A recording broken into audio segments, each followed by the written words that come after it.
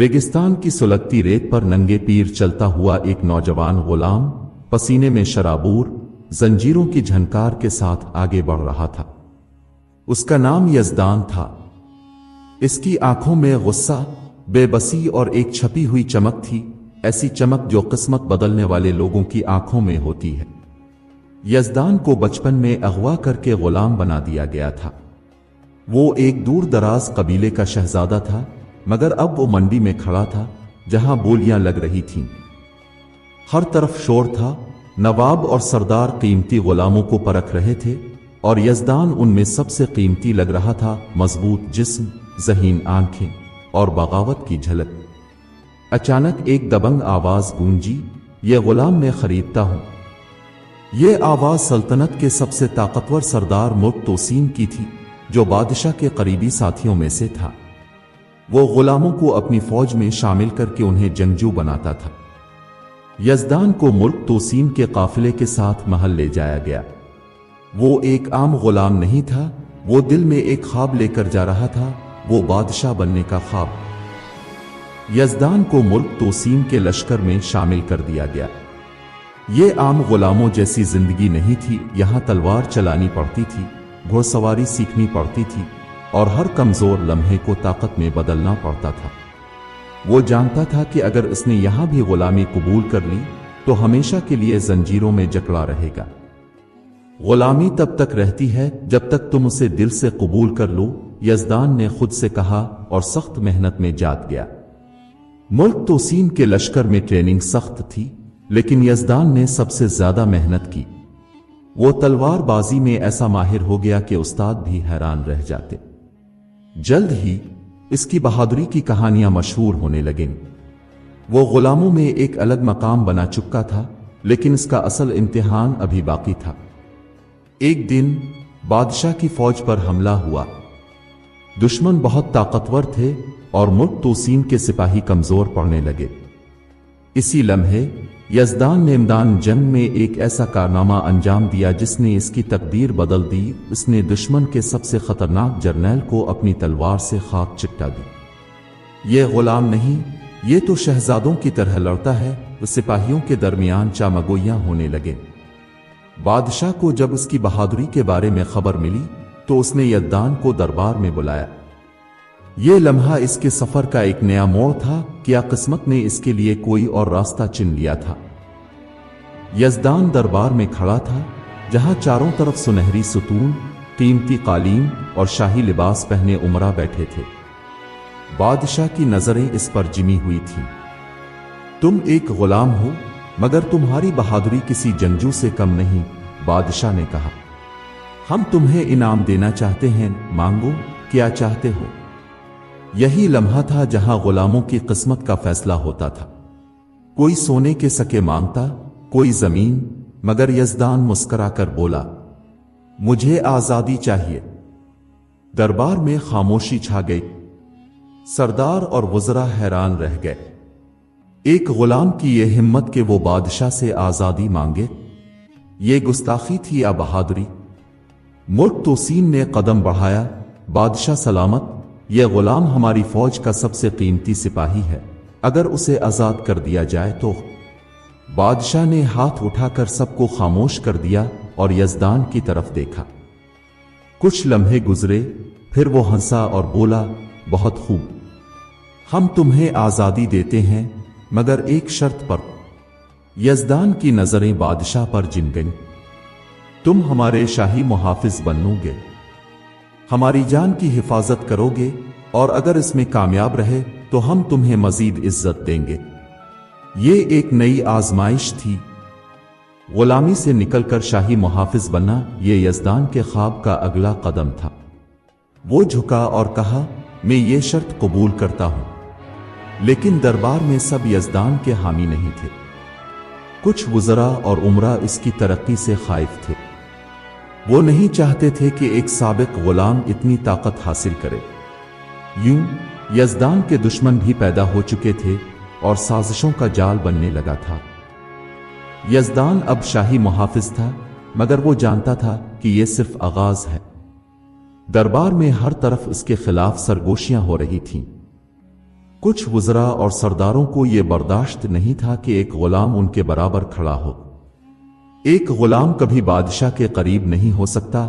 वजीर खास अबू सुफियान ने खुफिया दरबार में कहा, अगर हमने इसे अभी ना रोका तो कल ये हम सब के सरों पर होगा।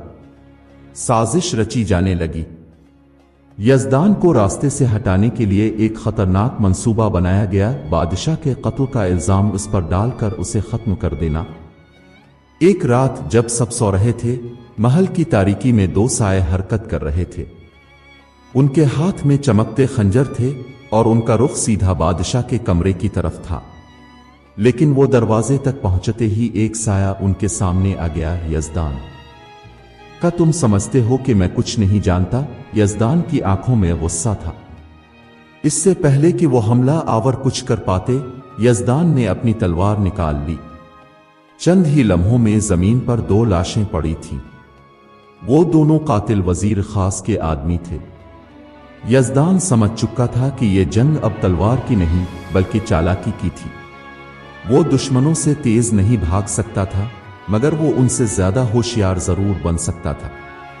अब वक्त आ गया है कि मैं उनके खेल के उसूल खुद तय करूं, उसने खुद से अहद किया। ये पहला वार नाकाम हो गया था, मगर यज़दान के दुश्मन खामोश नहीं बैठेंगे। क्या वो अपने खिलाफ साजिशों को खत्म कर सकेगा या वो खुद इस खेल में शिकार हो जाएगा? अगले दिन दरबार में हलचल मच गई।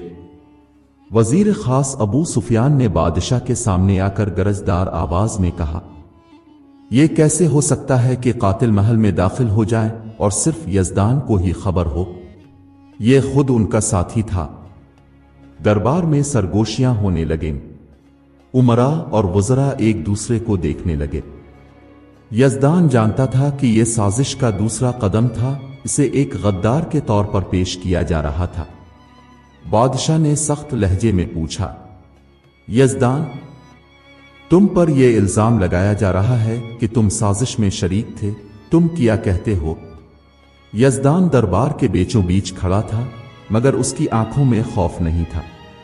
वो आगे बढ़ा और बोला, बादशाह सलामत, अगर मैं वाकई गद्दार होता तो क्या मैं कातिलों को रोककर अपनी जान खतरे में डालता? यह सब एक साजिश है और उसका मकसद यह है कि मैं आपके करीब ना रहूं। दरबार में एक लम्हे के लिए खामोशी छा गई, मगर अबू सुफियान ने जोर से कहा, सबूत कहां है? तुम्हारे पास क्या दलील है? यज़दान मुस्कुराया और बोला, सबूत दरवाजे के बाहर है। दरबानों ने दरवाजा खोला तो दो जख्मी कातिल अंदर घसीटे गए। इनमें से एक अभी जिंदा था। जैसे ही उसकी नजरें अबू सुफियान पर पड़ी, वो कांपने लगा। सच बताओ, तुम्हें किसने भेजा था? यज़दान ने तलवार निकालकर उसकी गर्दन पर रखी। कातिल की हिम्मत जवाब दे गई। उसने हिचकिचाते हुए कहा, हमें वजीर खास ने भेजा था। दरबार में कोहराम मच गया। अबू सुफियान की आंखें फैल गईं। बादशाह का चेहरा गुस्से से सुर्ख हो गया। अबू सुफियान, तुमने हमें धोखा दिया। बादशाह की गरजदार आवाज गूंजी। फौजी आगे बढ़े और अबू सुफियान को पकड़ लिया। यज़दान की चालाकी और बहादुरी ने एक और दुश्मन को खत्म कर दिया था, मगर वो जानता था कि असल जंग अभी बाकी है, क्योंकि अब वो बादशाह के इतना करीब आ चुका था कि तख्त तक पहुंचने के लिए बस एक आखिरी कदम बाकी था। अबू सुफियान की साजिश बेनकाब हो चुकी थी। बादशाह ने गुस्से में हुक्म दिया कि उसे कैद में डाल दिया जाए। दरबार में सब हैरान थे कि यज़दान ने एक ताकतवर वजीर को शिकस्त दे दी। यज़दान, तुमने हमारी जान बचाई। हम तुम्हें इनाम देना चाहते हैं। बोलो, क्या चाहते हो? बादशाह ने मुस्कुराते हुए पूछा। यज़दान ने गहरी सांस ली। वो इस दिन के लिए सालों से मेहनत कर रहा था। उसने दरबार में नजरें दौड़ाईं। कुछ चेहरे अब भी उसके खिलाफ थे, कुछ हैरान थे, मगर बेशतर लोग अब उसकी बहादुरी के मोतरिफ हो चुके थे। बादशाह सलामत, मैं हमेशा आपकी खिदमत में रहा, मगर अब मैं इस सल्तनत के लिए कुछ और चाहता हूं, यज़दान ने कहा। बादशाह ने हैरानी से पूछा, क्या चाहते हो? यज़दान ने मजबूत लहजे में जवाब दिया, ये सल्तनत एक कमजोर बादशाह के हाथ में ज्यादा दिन नहीं चल सकती। ये वक्त है कि एक बहादुर और दानिशमंद हुक्मरान आए जो दुश्मनों का मुकाबला कर सके। ये अल्फाज दरबार में गूंज उठे। कुछ लोग चौंक गए, कुछ ज़ेरे लब मुस्कुराने लगे। बादशाह खामोश था। वो जानता था कि इसकी हुकूमत कमजोर हो चुकी है। इसके खिलाफ कई सरदार साजिश कर रहे थे और वो खुद बुढ़ापे में था। लम्हे भर की खामोशी के बाद बादशाह ने अपनी तलवार निकाली और आहिस्ता से यज़दान के कंधे पर रखी। यज़दान, तुम्हारी बहादुरी, अक्ल और वफादारी ने यह साबित कर दिया है कि तुम इस सल्तनत के सच्चे मुहाफिज हो। आज से मैं तुम्हें अपना जानिशीन मुकर्रर करता हूं। ये ऐलान सुनकर दरबार में हलचल मच गई। कुछ लोगों ने खुशी से नारे लगाए, कुछ हैरत ज़दा रह गए और कुछ के चेहरों पर मायूसी छा गई। मगर हकीकत यही थी, एक गुलाम जो जंजीरों में बका था, जो सिपाही बना, जिसने बेशुमार जंगें लड़े, जिसने अपनी अक्ल और बहादुरी से दुश्मनों को मात दी, अब वही बादशाह बन चुका था। यज़दान के चेहरे पर सुकून था। उसने जंजीरों से तख्त तक का सफर मुकम्मल कर लिया था, मगर वो जानता था कि असल जंग अब शुरू हुई थी, इक़्तिदार को कायम रखना, दुश्मनों को ज़ेर करना और तारीख में अपना नाम अमर करना।